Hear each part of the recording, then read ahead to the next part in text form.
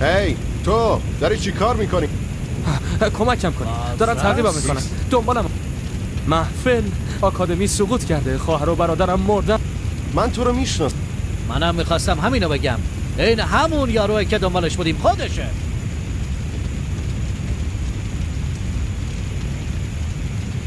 خب چه تصادفی آقای مایکلز. من شما رو به اتهام قتل خانم آماندا والی دستگیر میکنم و احتمالاً آتش افروزی. چی؟ نه ببرش پاسبان.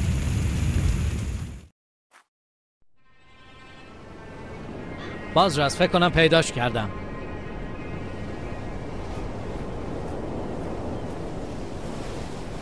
لعنتی.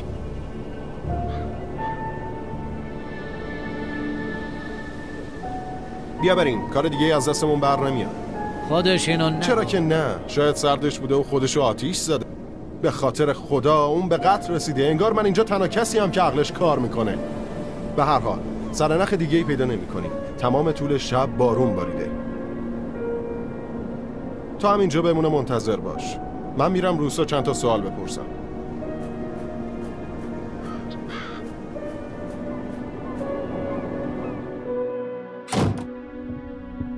یکم واسه نوشیدنی زوده نباز راست. اومدم اینجا چند تا سوال بپرسم. من نبودم، باور کنید، بابی شاهده. آماندا والی رو میشناسی؟ آره، متاسفانه هنوزم بهش بدهکارم. نگهش دار یا باهاش ازدواج کن. چرا؟ نکنه مرده؟ خب میشه گفت سوخته. احتمالاً دیشب بین ساعت 6 و 12 شب. تو اون موقع کجا بودی؟ بازرس، شما که میدونید من اهل آدم کشی نیستم، مخصوصاً به خاطر چندرغاز پول. من با بابی رفته بودم شهر بازی، برجای قدیمی. دیر برگشتیم و یه راست رفتم خوابیدم. خب میدونی خانم والی دشمنی هم داشت یا نه؟ غیر از گوردونا؟ گوردونا اون یارو ساموئل برادرشو زد. فکر کنم قبل از اینکه شما بیاین اینجا بود. از اون موقع تا حالا از اون خانواده متنفر بوده. آپارتمانشو دیدین؟ عین دیوونه خونه میمونه. دیگه چی؟ اون یانکیو که این اواخرین برا میچرخید دیدین؟ من اگه جای شما بودم میرفتم سراغ اون. خیلی مایه درد سره. چند روز پیش با آماندا والی روبروی کافه بود. درباره حمله به خونه‌های والور از آن سوال کرد. نمیدونم چرا از من میپرسین، ولی مشکوک بود.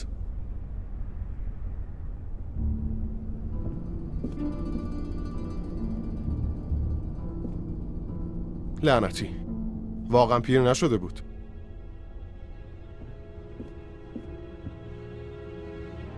اینجا چی داری؟ چه جالب. آها، دارن مایکلز هفته پیش اومد. شرط میادم همون یانکیه که تام حرفشو میزد.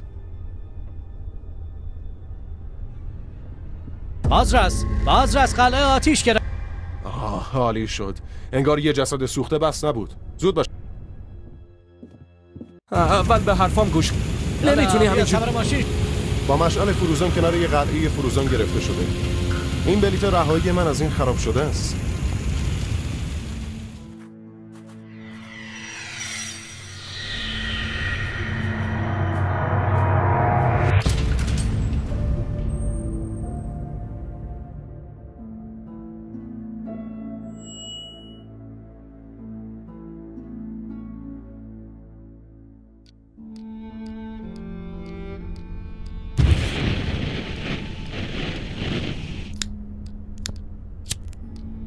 پس تو عاشق این زن شدی؟ آنجلینا. عاشق آنجلینا بدون این که بدونی اون خواهرته.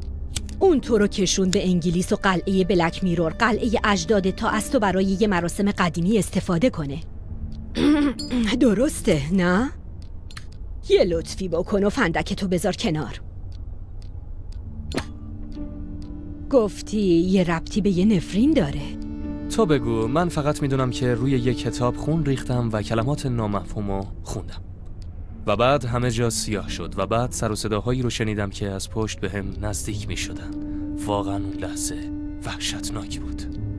کلن کابوس بدی بود. مراسم احتمالاً موفقیت آمیز بود و حالا یه روح خبیث 100 ساله تو وجودمه و میخواد از جسم فناناپذیر من واسه اهداف خودش استفاده. تو احساس میکنی یه روح دوم همراهته؟ اوه هادرین، من این حسو خوب میشناسم. باور کن کسی نفرین نشده. بچه ها همیشه فکر میکنن مسئول درد و رنج بزرگسالا هستن. این حس گناه با وجودت عجین شده. خب چه حسی داشتی بعد از این همه سال مادر واقعی تو دیدی؟ گفتی وقت نکردی خیلی باهاش حرف بزنی. نه، آنجلینا اونو گروگان گرفت. هر دوشون مردن. توی گودال داخل اتاق مراسم افتادن. در اتاق مراسم؟ دقیقاً. مادر خوندت که تو آمریکاست. فرصت کردی با اون حرف بزنی؟ نه، اون تو کما بود و بعدم مرد. خیلی خوب، پس شاید بهتره فعلا بی خیال زنای فامیل بشیم و درباره یه چیزای بهتر صحبت کنیم. درباره بابات. صبر کن پاسبان، کار ما هنوز تموم نشده. شاید بتونیم اونو بذاریم فردا انجام. هر طور میلته. نمیخوام مزاحم شم، ولی بازرس میخواد درباره مسئله مهمی با آقای مایکل صحبت. و میدونی بازرس چی میخواد؟ درباره خرسه. به اندازه کافی بلند نیست؟ به هر حال هیچ کس حاضر نمیشه یه پنی هم برام خرج. این حرفو نزن. باشه دکتر، تو 5000 پوند نداری بهم قرض بدی؟ آره خب، نمیتونم این کارو بکنم آدرین، من دکترتم. آقای مایکل لطفاً با من بیا. اگه چیزی هست که بخوای دربارش حرف بزنی من همیشه اینجام. زک به پاسبان بگو ساعتهای برنامه ریزی شده رو رعایت کنه. تا حالا دیدی من وسط بازجوییش برم سراغش؟ بله خانم، بهش میگم. روح درب و داغون آتش افروزت چطوره؟ بهتر شدی یا نه؟ امیدوارم هر شب صورتای اون 4 تا بدبختی که آتیششون زدی بیان به خوابت. میفهم؟ ممنون که پرسیدی. میدونی داری حوصله‌مو سر میبری. واقعا جدی میگم. کاش یکی بود تو همه مردم کشورتو میفرستاد رد کارتون. متاسفانه من نمیتونم این کارو انجام بدم. اگه تحقیقاتو درست انجام داده بودی مدت‌ها پیش مدرک اثبات حرف‌های منو پیدا می‌کرده. این عوضی میخواد بهم بگه چطوری کار کنم. پاسبان زک 2 روزو داشت توی فاضله آبا میگشت. چی پیدا کرد ها؟ هیچی. خانم والی عضو اون محفل مرموز بود؟ مزخرفه. هیچ کس اینجا اسمشو هم نشنید. تو معدن یه سالن اجتماعات داشتیم. ویکتوریا ازش خبر داره. سالن اجتماعات؟ شوخی نکن. خانم والی اونجا درباره خاندان نفرین شده گوردونا حرف میزد. اونم بعد از آتش سوزی یک کلمه هم حرف نزد. قبیله گوردون درباره خانواده من اینطوری حرف نزدن؟ خانواده تو؟ آره، تو هم خیلی با اون دیوونه‌ها جور در میای. حالا هر چی، میتونم برگردم به سلولم. متاسفانه تو رو باید از این بهشت بیارم بیرون. یکی وثیقتو پرداخت کرده. چی گفتی؟ ظاهرا رفیقت نیست. گفت هویتش افشا نشه. مهم نیست، وسایلتو جمع کن بیا بریم. زیاد دور نشو وگرنه اسمتو میذارم تو فهرست فراریا. این احمقانه ترین اتفاقیه که میتونه برات بیفته. باورم نمیشه. چه بهتر. بچه خوبی باش و برو وسایلتو جمع کن.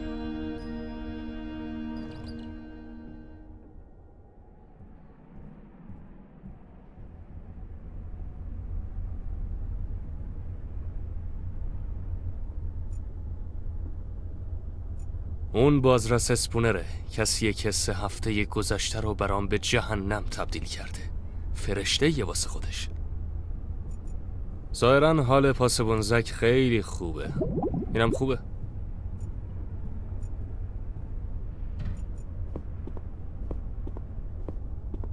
یه لحظه بیشت باشم؟ نه.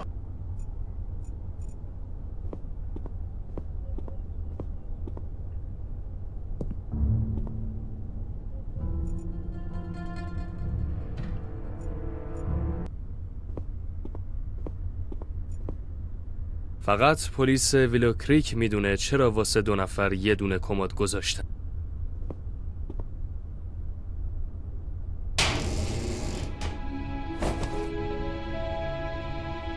این از مدادم. دفتر خاطراتم کجاست؟ همسلولی مهربونم مت نیوکاسل از اون آدمایی بود که مامانم همیشه میگفت باهاشون معاشرت نکنم. دفتر خاطراتمو دیدی؟ دفتر خاطرات تو؟ واقعا انتظار داری حرفتو باور کنم؟ نمیدونم تو اتاق مراسم چه اتفاقی برام افتاد. چه مشکلی پیش اومد؟ چجوری در کمد باز کردی؟ بس کن پاسبان. یا بدتر، شاید مشکلی پیش نیومده. شاید مردرد آزاد شده و در جسم من رسوخ کرده، مجبورم کرده کاری که میگه رو انجام بدم. خواهش میکنم یکی کمکم کنه. اجازه ندین به یه قاتل تبدیل شم. بدش به من عوض. نمیخوام آلت دست مردرد شم. میخوام ناپدید بشه و برگرده به همون جهنمی که ازش اومده. مگه دستم بهت نرسه؟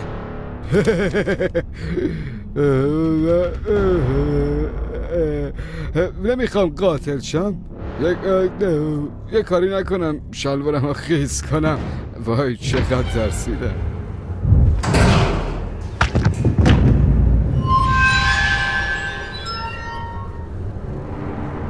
هی چه مرگت؟ هی عوضی فراموشش کن دیوونه.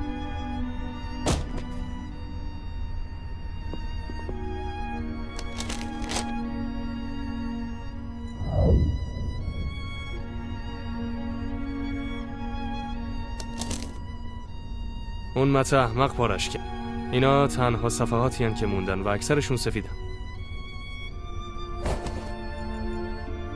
بوی خوش آزادی دارم میام.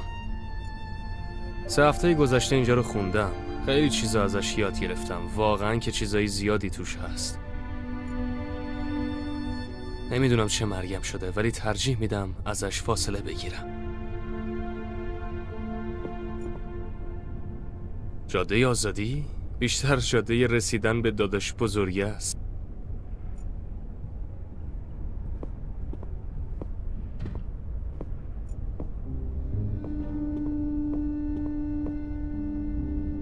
میشه اینجا رو امضا کنی تا تایید کنی که شرایط وثیقه رو متوجه شدی و دستور گرفتی که خودت رو به دکتر باتم نشون بدی؟ این گزارش سلامتیتون در زمان آزادی مشروطتونه. ولی فقط خوب یا خیلی خوب داری؟ پس حالتون زیاد خوب نیست. نه. خب پس حالتون زیاد خوب نیست.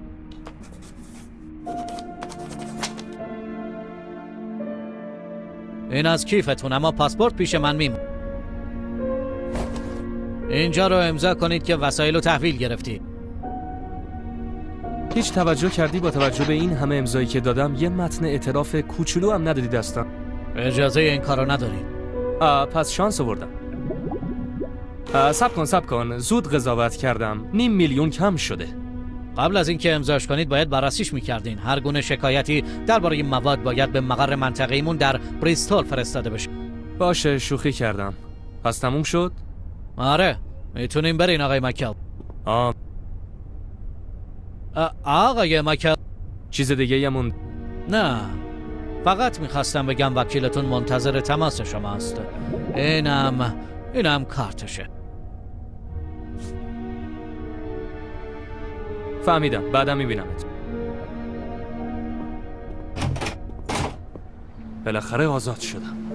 خب تقریبا حالا حداقل میتونم به روش خودم بیگناهیمو ثابت کنم. خب بذار ببینم وکیلم از من چی میخواد.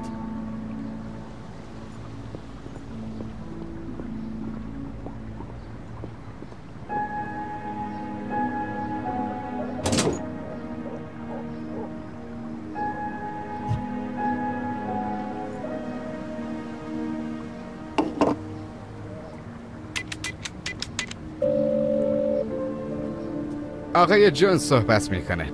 سلام آقای جونز، دارن مایکلز هستم. شنیدم میخواستین با من حرف بزنین.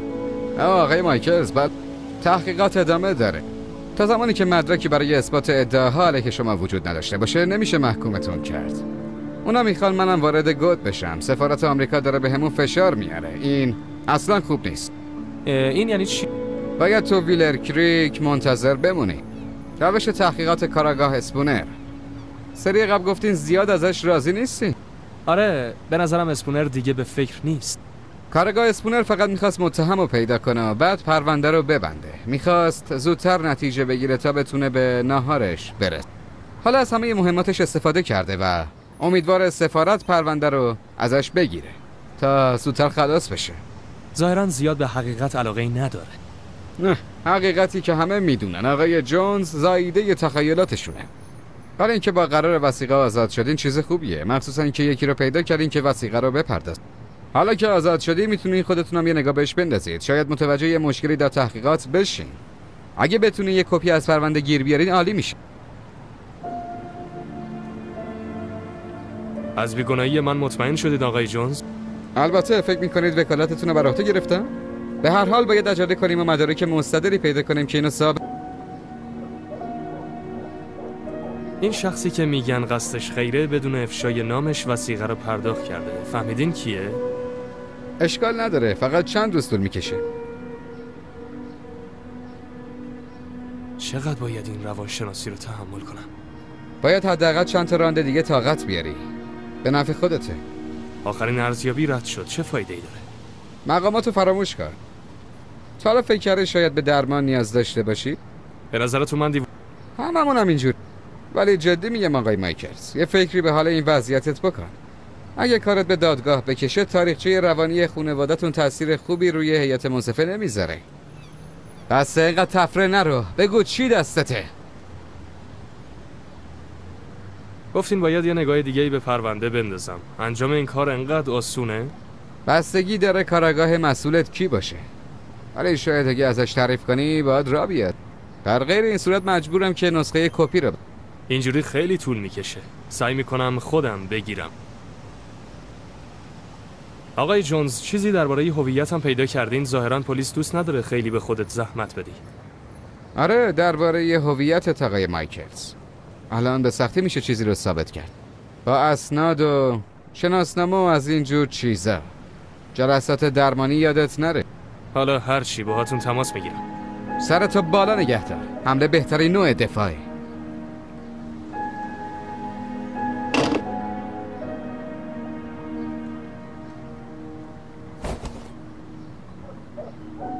کارت ویزیت یه فالبین، مادام فورتونا. آینده‌تون رو خواهید دید. شماره تلفنم داره.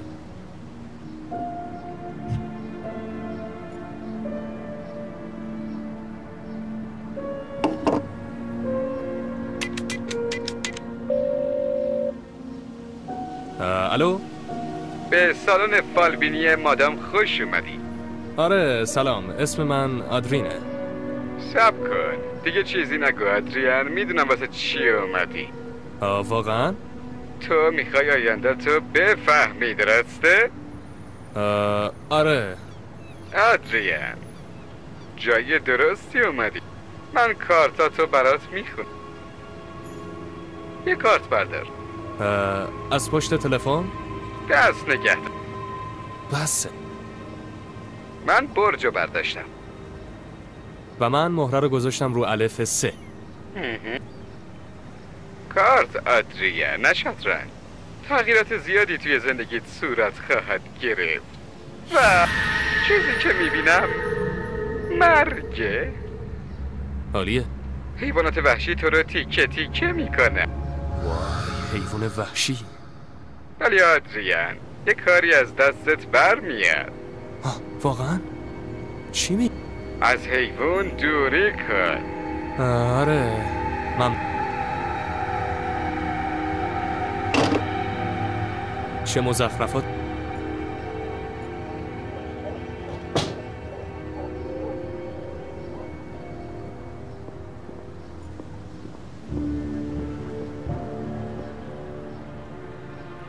یه تیکه تخته نازک، یه دفترچه راهنماست. احتمالاً دیگه بهش نیازی نداره. میتونی اینجا بشینی و غذا بخوری؟ هرچند چیزی واسه خریدن نمونده. نمیدونم اسم رودخونه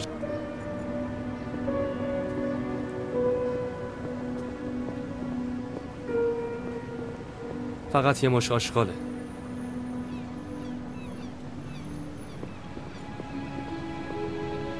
انقدر غرق گفتگوان که اصلا متوجه من نشدم. شاید اینجوری بهتر باشه.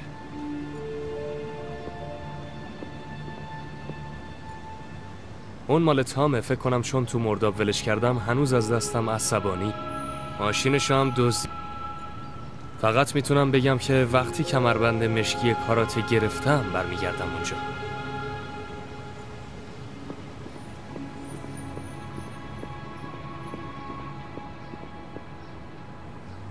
خوشامدگویی خونین از طرف ویلو کریک، از همین کارت پستالا و بروشورای معمولی.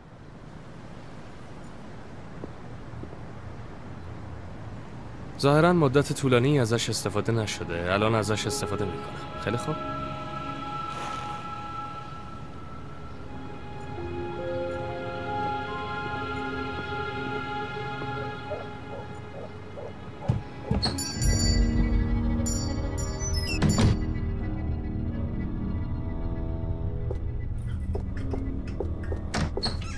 مشکلش چیه؟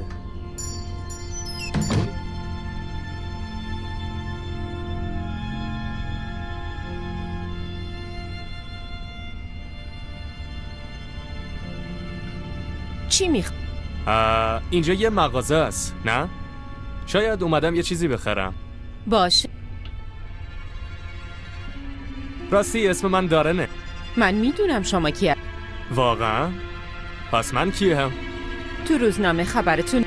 من خیال ندارم مغازتو آتیش بزنم، تازه من بیگناه.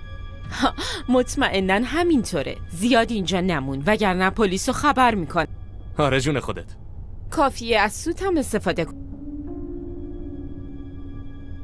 این چیه؟ مغازه اصلی خرید؟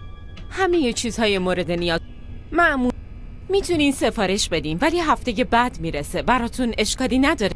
نیازی نیست، فقط میخوام نگاه کنم. باشه؟ پیرزنی که دوید بیرون، ببینم احیانا خلوچل نیست؟ دروتی؟ نه اونم مثل تو دیوونه. بچه خوبیه، اون گفت از این سوت استفاده کن. از من میترسی؟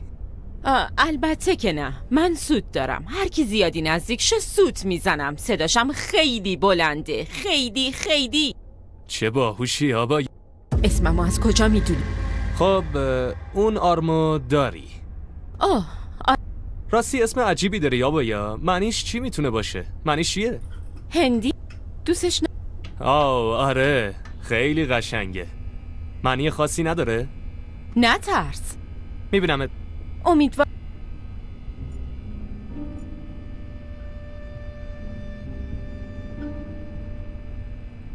امیدوارم اونو فقط برای غذا استفاده کنی.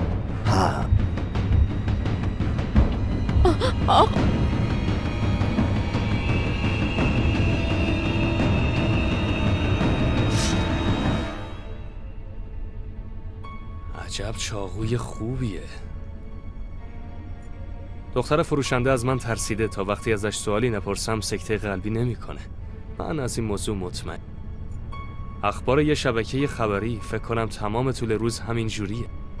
شاید درباره کامیونای بزرگ یا ناوبرا مستند پخش میکنن. نمیدونم از کجا معلوم، ولی من علاقه‌ای ندارم.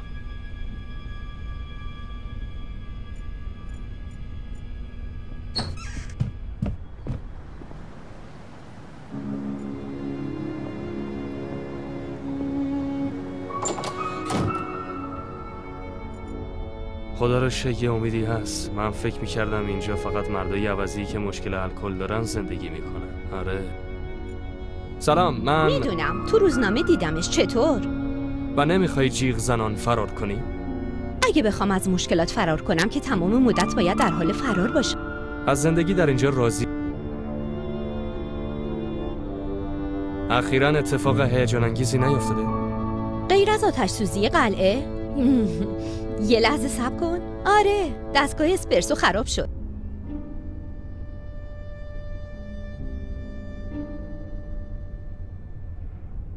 این کافه خیلی وقت اینجاست. قبلا متوجهش نشده بودم.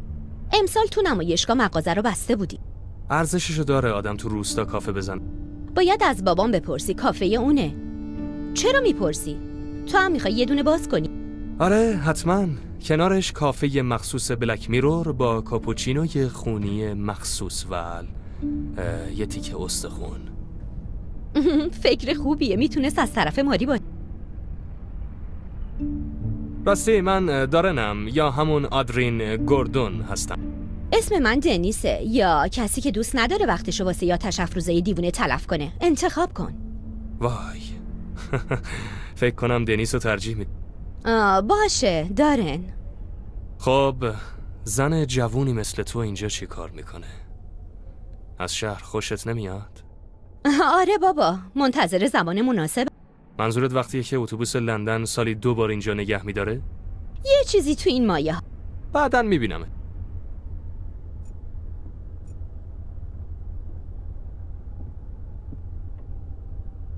چه حیف دوناتا تموم شده.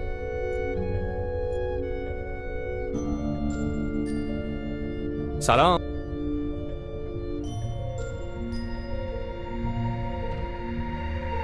دوناتتون تموم شده؟ نه، یه مقدار تو انبار هست، ولی اونا مال کارگاه مهربونه. هر روز صبح میاد اینجا. البته اگه منم یه دونه بخوام چی؟ پس خودت یکی رو انتخاب.